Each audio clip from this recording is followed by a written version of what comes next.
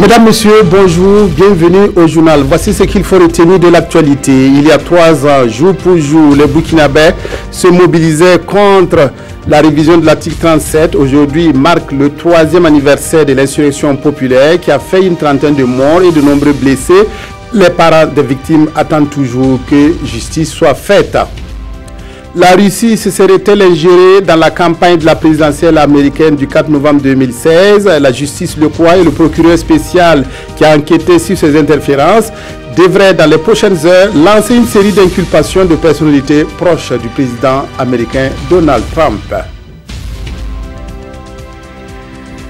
Mais tout d'abord, nous recevons le secrétaire général du gouvernement et du conseil des ministres, Alain Thierry Ouattara. Bonjour, monsieur le secrétaire général. Bonjour, monsieur Bazier. Alors, vous avez la teneur d'un décret à livrer à nos téléspectateurs. Tout à fait. Décret 2017-1018, presse PM, portant nomination du ministre de la Culture, des Arts et du Tourisme.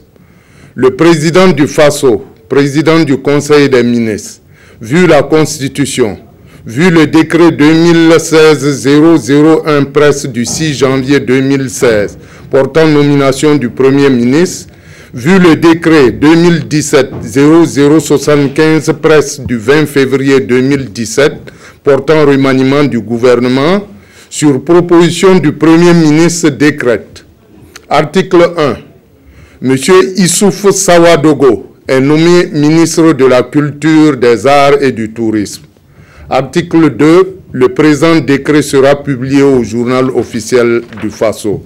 Ouagadougou, le 30 octobre 2017, signé Rochmac Christian Kaboré. Voilà, donc c'était la teneur du décret que le secrétaire général du gouvernement et du conseil des ministres tenait à nous livrer. Il s'agit de la nomination d'un nouveau ministre de la Culture, des Arts et du Tourisme. Il s'appelle Issouf Sawadogo. Nous allons bientôt le découvrir à travers donc la presse écrite et le portrait que nous en dresserons. Merci, monsieur Ouattara, d'être venu sur ce plateau ce midi. Merci. Le Burkina commémore aujourd'hui et demain le 3e anniversaire du soulèvement populaire d'octobre 2014. Le 30 octobre de cette année charnière, le peuple burkinabé s'était opposé à la révision constitutionnelle prévue ce jour à l'Assemblée nationale. Retour sur les événements de ce 30 octobre avec Nyarki Teda. Le stade du 4 août est rempli recto verso en haut et en bas. Le débat est clos. Recto verso. C'était le vocabulaire de l'année 2014 au Burkina.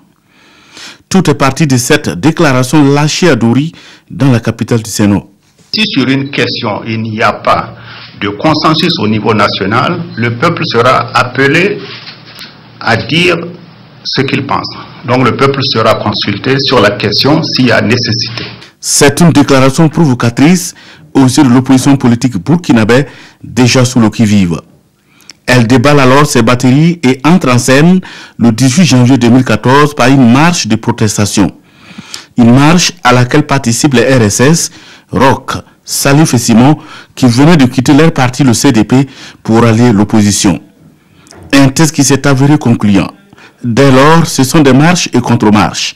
Anti et pro-référendum, chacun de son côté bat le rappel des troupes. Le 31 mai 2014, l'opposition remplit le stade du 4 août pour un meeting historique.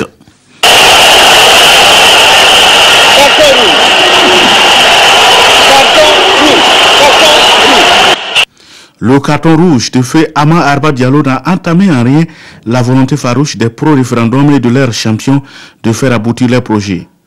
En tout cas, le 21 juin 2014, la majorité répond à l'opposition. Elle fait elle aussi le plein du stade du 4 août et les positions se radicalisent. Un groupe de médiateurs dirigé par l'ancien président Jean-Baptiste Ouedraogo s'autosaisit. Cette médiation accouche d'une souris. Blaise Compaoré jusque-là, qui échangeait avec les acteurs par stade interposé, instaure un dialogue entre l'opposition et la majorité en fin septembre 2014. C'est un dialogue mort-né. Il prit fin le 6 octobre 2014 et mène dos à dos les protagonistes. Le président du FASO a demandé aux deux coprésidents de remercier les membres de leur délégation pour le travail qui a été fait et indiquer que le dialogue politique inclusif s'arrêtait et que d'autres formes d'échange seraient développées. Le prétexte est tout trouvé pour aller au référendum. Et le Conseil des ministres du 21 juin 2014 trace la voie à suivre. Le Conseil extraordinaire des ministres a adopté un projet de loi portant révision de la Constitution qui sera soumis à l'Assemblée nationale en vue de la convocation du référendum. La loi en question doit être soumise au vote le 30 octobre 2014 à l'Assemblée nationale. L'opposition politique lance une vaste campagne de désobéissance civile. Le 28 octobre 2014, l'opposition proteste vigoureusement par une marche et menace de passer à la vitesse supérieure. Elle s'organise mieux pour empêcher à tout prix la session consacrée au vote du projet de loi. La suite, on la connaît. L'Assemblée nationale est saccagée et brûlée. La télévision et la radio nationale ont également subi la furie des insurgés. La loi est retirée, les manifestants campent sur leur position. Blaise Compaoré instaure l'état de siège et tente dans un sursaut de reprendre la main par un discours de 3 minutes à la nation sur les antennes d'une télévision privée. J'ai entendu le message, je l'ai compris et pris la juste mesure des fortes aspirations au changement. En ce qui me concerne, je reste disponible à ouvrir avec vous des pourparlers pour une période de transition à l'issue de laquelle je transmettrai le pouvoir au président démocratiquement élu. Le peuple n'a visiblement pas été compris. La confiance n'existe plus. Les manifestants intensifient la mobilisation. Blaise doit partir. Le 31 octobre, enfin, Compaoré déclare la vacance du pouvoir. Là encore, le début d'un feuilleton, la bataille au pouvoir s'ouvre. 5 présidents en 4 jours, la transition va s'ouvrir tout de même après un balbutiement inédit. Cette transition se fera sans Blaise Compaoré, poussait la reddition par la rue après 27 ans de règne sans partage. Que d'actes et de paroles qui ont rythmé la vie socio-politique au Burkina en 2014, dont les 10 derniers jours du mois d'octobre ont failli basculer le pays dans le chaos. Nous reviendrons sur cette commémoration du 3e anniversaire de l'insurrection populaire des 30 et 31 octobre 2014. Mais pour le moment, nous revenons sur cette information livrée ce matin par Radio France Internationale qui nous apprend que la Cour d'appel de Paris a décidé de mettre en liberté provisoire François Compaoré, arrêté hier à Roissy en provenance d'Abidjan. Cette nouvelle a été annoncée à RFI par son avocat, Maître Pierre-Olivier Sûr. Alors, nous recevons notre invité pour nous en parler. Il s'agit de Laurent Poda, qui est le procureur général près la Cour d'appel de Ouaga. Bonjour, monsieur le procureur général. Bonjour. Alors, comment vous expliquez cette remise en liberté de la Cour d'appel de Paris? Merci. Je dois rappeler qu'effectivement, hier, sur ce même plateau, je suis venu annoncer que les autorités judiciaires ont été informées officiellement de l'arrestation de M. François Compaoré à la suite du mandat d'arrêt qui a été émis par le juge d'instruction en charge du dossier Norbert Zongo. Alors, il faut rappeler que la France a une procédure pénale en ce qui concerne cette procédure d'extradition. Et pour ce qui nous concerne, nous avons pu remarquer qu'au niveau de la France, lorsque quelqu'un est interpellé à la suite d'une procédure de mandat d'arrêt, il est présenté devant le juge dans les 48 heures. Et donc, c'est ce qui a été fait. Et donc, le juge, pour préciser, le juge a ordonné qu'il soit mis en liberté sous contrôle judiciaire.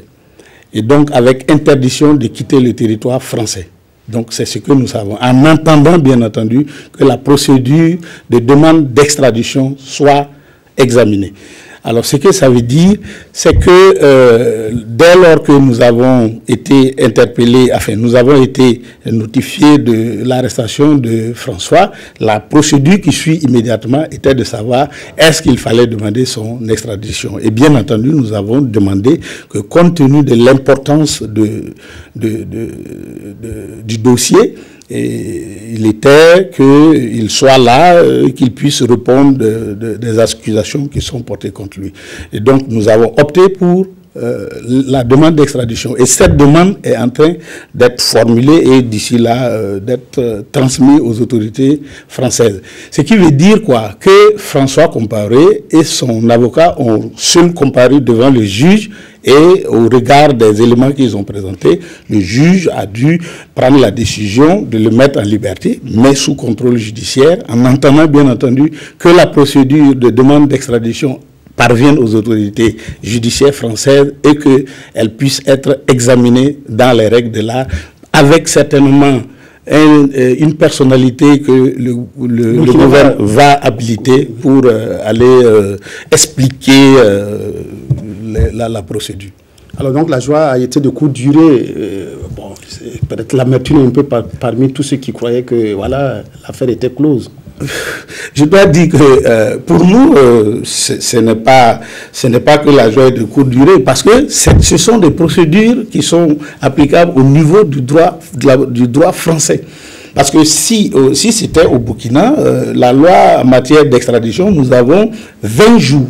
Et lorsque une personne est interpellée dans le cadre d'une demande d'extradition, la procédure, on maintient la personne 20 jours durant, en attendant... En détention. En détention, en attendant que la procédure de demande soit examinée par la chambre d'accusation. Chez eux, c'est 48 heures qu'on doit présenter. Donc, c'est vous dire que dans le cadre de ces procédures, vous avez les procédures propres à la France en ce qui concerne les demandes d'extradition, et vous avez bien entendu les accords de coopération que le Burkina a signés avec la France dans le cadre des demandes d'extradition. Donc, et c'est pour ça que nous nous attelons, enfin, à l'heure actuelle, je puis vous dire que nous avons pratiquement achevé la demande d'extradition qui contient l'exposé des faits, les articles pertinents qu'il faut, et puis bien entendu, autre argument que nous avons développé pour demander que M. François Compaoré puisse comparaître ici, parce que il y a certains pays qui refusent d'extrader pour telle ou telle raison, mais je pense que nous avons ficelé le dossier et nous pensons que, en tout cas, notre demande va être examinée, et nous osons croire que les autorités françaises vont écouter attentivement ce que nous allons plaider pour nous accorder l'extradition de M. François Compaoré. Voilà, merci beaucoup pour toutes ces précisions au procureur général. Près la cour d'appel de Ouaga et Laurent Poda, qui était venu donc parler de cette remise en liberté provisoire accordée à François Compaoré, arrêté pourtant hier à Roissy dans l'affaire Norbert Zongo. Merci beaucoup, monsieur le procureur général. Voilà, merci. Restez à notre compagnie pour la suite du journal. Nous revenons donc à cette célébration des dates des 30 et 31 octobre. Et ces dates ont marqué un tournant décisif dans l'histoire politique du Burkina. Les populations de plusieurs villes sont descendues dans la rue pour dire non à la révision de la Constitution, souvent à travers des actes de violence. Des biens publics et privés ont été saccagés, d'autres pillés. À Bobo-Dioulasso, outre des domiciles, la mairie, le palais de justice ont subi la furie des manifestants. 3 années après, quels sont en tout cas les dégâts et quelles sont les perspectives pour que toutes ces personnes qui ont été touchées soient dédommagées. Nous retrouvons Lamine Karantao, Ismaël Saturnin Paré et Rachid Savadogo. 3 années avant aujourd'hui, il présentait un autre visage. Il abritait l'hôtel de ville de Bobo-Dioulasso. Mais il a fallu un événement, l'insurrection populaire. 2 dates, les 30 et 31 octobre 2014, pour qu'il reste désormais abandonné à lui-même. Il a subi la colère des manifestants furieux, sortis pour exprimer leur ras-le-bol contre l'ancien parti au pouvoir. Et après 3 années, les souvenirs demeurent. L'insurrection est venue dans un contexte où le peuple était très en colère et ils se sont vite s'attaqués aux édifices publics. Et toutes choses que nous déplorons aujourd'hui, puisque nous pensons que les édifices publics sont déjà des acquis. Il faudrait que les citoyens burkinabés comprennent que tout ce qui est édifice public vient d'abord de sa propre sueur et que plus jamais ce genre d'actes ne se reproduisent pas. Mais aussi, interpellation est faite aux gouvernants de ne pas vraiment aussi essayer de défier la colère du peuple. Ce n'est pas de gaieté de cœur que des gens fassent ce genre de truc. Autre lieu, même réalité. À l'instar de la mairie, le palais de la justice de Bobo-Dioulasso n'a pas été épargné. Tout dans le bâtiment a été consumé par le feu des manifestants, motivés plus que jamais. L'insurrection est venue dans un contexte où le peuple était très en colère et ils se sont vite s'attaqués aux édifices publics.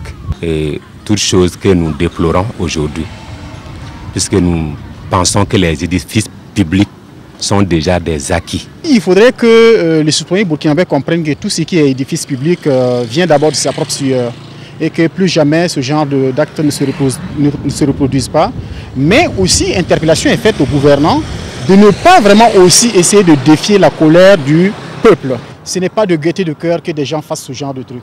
Dans le contexte qui a prévalu à ces actes, même s'il demeure évocateur et témoin du sentiment des populations, il n'en demeure pas moins qu'ils ont engendré de nombreuses difficultés aux populations quant à l'établissement de certains documents administratifs. En attendant la réfection ou la réhabilitation de la mairie et du palais de la justice de Bobo-Dioulasso, ces sites demeurent entre autres des poubelles pour certains, des coins de repos ou de passe-temps pour d'autres. Le dossier de l'insurrection est en justice et malgré la lenteur dénoncée à chaque fois par les parents des victimes, les lignes semblent bouger au palais de justice. 3 juges d'instruction sont commis à la tâche. 17 personnes civiles comme militaires ont été arrêtées et seront jugées, ainsi que les ministres du dernier gouvernement Tiao. Dans l'instruction du dossier, les juges veulent aussi entendre l'ancien premier ministre Yacouba Isaac Zida. Le point avec Draman Guéné. Au tribunal de grande instance de Ouagadougou, le dossier de l'insurrection populaire de 2014 a atteint sa vitesse de croisière en juillet 2016 avec la publication du rapport de la commission d'enquête. 3 juges d'instruction sont donc commis à la tâche, mais leur tentative d'accéder aux informations relatives à la disposition des troupes au moment des faits est restée vaine. Ils ont émis des correspondances qui sont restées sans suite. Ils ont voulu situer des responsabilités, retracer le parcours, connaître qui commandait, qui faisait quoi, qui était situé où. Ils n'ont pas eu de réponse. Donc ils étaient bloqués. Il a fallu que nous recevons en juillet 2016 le rapport de la commission d'enquête qui a vraiment boosté l'instruction, parce qu'avec l'exploitation de ce rapport, nous avons pu recueillir des informations utiles quant à pouvoir avoir déjà les noms des premiers responsables, le lieu de positionnement des différentes unités. C'est dans ce sens qu'il est nécessaire pour la justice d'entendre le général Yacouba Isaac Zida, chef de corps du RSP au moment des faits. L'instruction a donc adressé une demande d'entraide pénale à la justice du Canada, où réside Zida, aux fins de l'entendre. La demande a été émise récemment. Elle doit être transmise par voie diplomatique. Et il faut que les autorités canadiennes reçoivent. Et si les autorités canadiennes donnent suite favorablement, parce qu'il faut leur accord, je crois que les magistrats burkinabés, accompagnés de leurs greffiers, effectueront un transport au Canada pour poser certains actes nécessaires à la suite de la procédure. Mais en attendant d'avoir la version de Yacouba Isaac Zida, le dossier avance bien. 17 personnes sont aux arrêts pour essentiellement des faits d'assassinat, de tentatives de meurtre, de coups et blessures volontaires. Les 3 juges d'instruction ont eu à poser 96 actes d'instruction.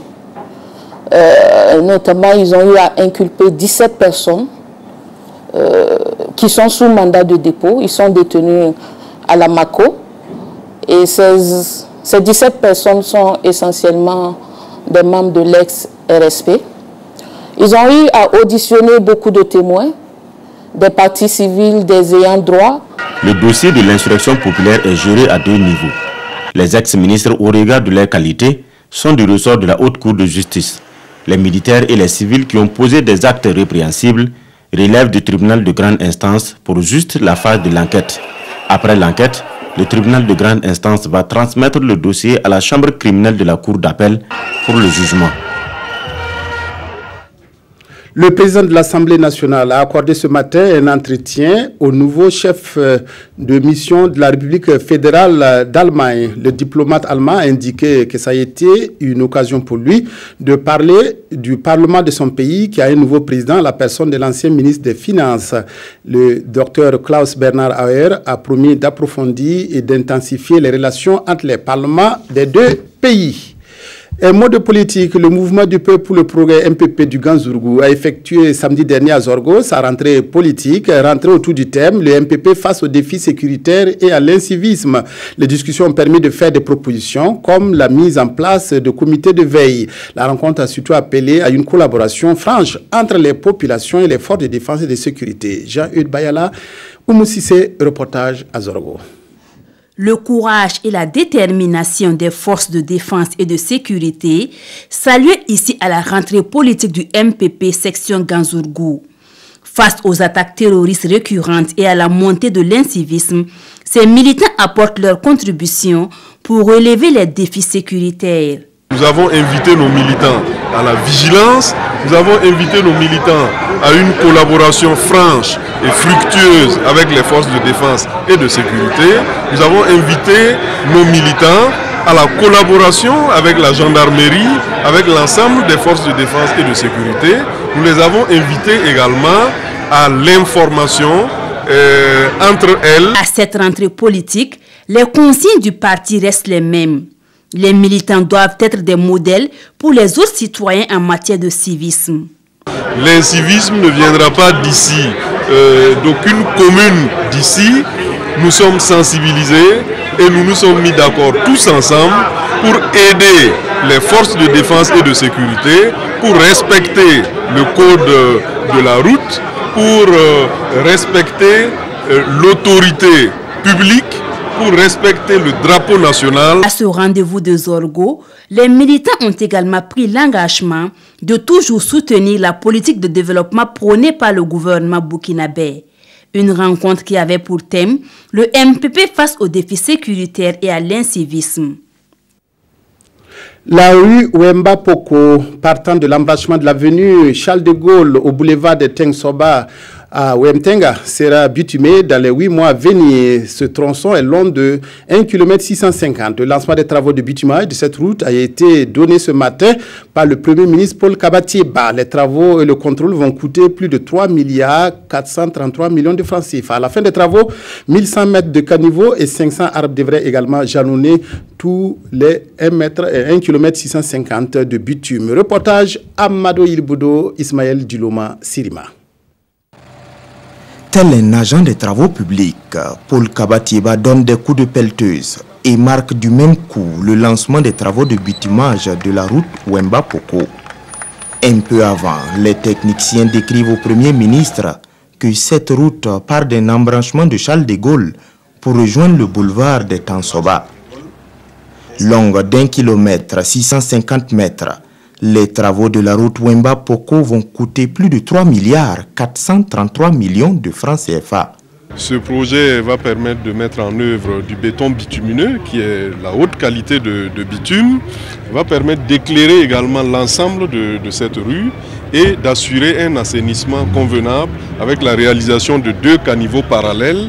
Mais vous noterez également qu'il est prévu une piste cyclable de chaque côté de la rue de 3,50 mètres. Le lancement de ces travaux de bitumage urbain est le début d'une série qui va toucher aussi la ville de Bobo-Dioulasso. La première phase de ce programme que nous lançons aujourd'hui va nous permettre donc de réhabiliter 29 km de voirie à Ouagadougou et de construire 21 km de voies nouvelles dans la ville de Ouagadougou pour les bénéfices donc des usagers. Le lancement de ces travaux survient au 3e anniversaire de l'insurrection populaire de 2014. En cette occasion, une minute de silence a été dédiée aux personnes tombées sur le champ d'honneur. Le procureur spécial devrait rendre public aujourd'hui les résultats de son enquête sur l'ingérence russe dans la campagne présidentielle américaine de 2016. 2 personnalités proches de Donald Trump sont particulièrement visées par cette enquête. Il s'agit de l'ancien directeur de la Maison-Blanche, Michael Flynn, et de l'éphémère conseiller à la sécurité nationale. Le locataire de la Maison-Blanche n'approuve pas les allégations de collusion avec la Russie et il le fait savoir à travers Twitter. Doit-on s'attendre à des révélations fracassantes aux États-Unis? Elle pourrait venir de cet homme, Robert Mueller, le procureur spécial chargé d'enquêter sur les soupçons d'ingérence de la Russie dans la campagne présidentielle américaine. Selon les médias américains, il devrait dévoiler dans les prochaines heures les résultats de ces investigations. Les soupçons de collusion avec la Russie n'ont cessé d'empoisonner le début de mandat du président Trump, qui se dit régulièrement victime d'un complot orchestré par les démocrates afin de le déstabiliser politiquement. En pleine réforme, le président américain parle même d'une chasse aux sorcières. À la veille d'Halloween, c'est l'inculpation de membres de l'entourage de Donald Trump qui inquiète à la Maison-Blanche. 2 hommes sont notamment dans le viseur des enquêteurs, l'ancien directeur de campagne du candidat et Michael Flynn, l'éphémère conseiller à la sécurité nationale qui avait dû démissionner pour des discussions interdites avec un officiel russe.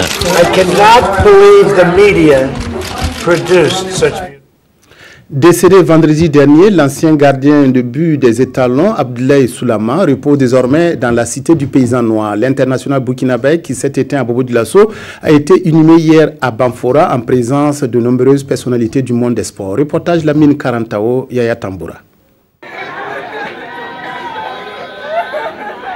Moment difficile ce jour dans la famille d'Abdoulaye Soulama au secteur 2 de Banfora. Rappelé à Dieu dans la nuit du 27 octobre dernier. L'international gardien de but des étalons de Burkina Faso de 1998 à 2015 reçoit ici les derniers hommages de ses compatriotes. Après la prière, direction est prise pour le cimetière municipal. Là aussi, les mérites de l'homme sont rappelés. L'amicale des anciens footballeurs de Burkina, qui revient sur les passages glorieux du sportif. Le tout couronné par une brillante carrière internationale, assortie d'une médaille d'officier de l'ordre national. Le message du capitaine des étalons, Charles Kaboré, livré par le président de la Fédération burkinabé de football. Abdoulaye Soulama, c'est avec une grande tristesse que nous, étalons, avons appris dans la nuit du vendredi 27 octobre dernier ta disparition. Pendant de longs mois, tu as lutté contre la mort à l'image de ta combativité toujours remarquée sur les différents stades du monde que tu as parcouru. La consternation est grande dans la cité du paysan noir en particulier. Mais tous affirment s'en remettre à la volonté du bon Dieu. Abdoulaye Soulama, c'était un frère très gentil, généreux, jovial. Il était gentil avec toute la famille. C'est un élément qui a été valable sur tous les plans. Sur le plan sportif, il a vraiment défendu les honneurs de notre pays. À 38 ans, Abdoulaye Soulama laisse derrière lui une famille profondément croyante.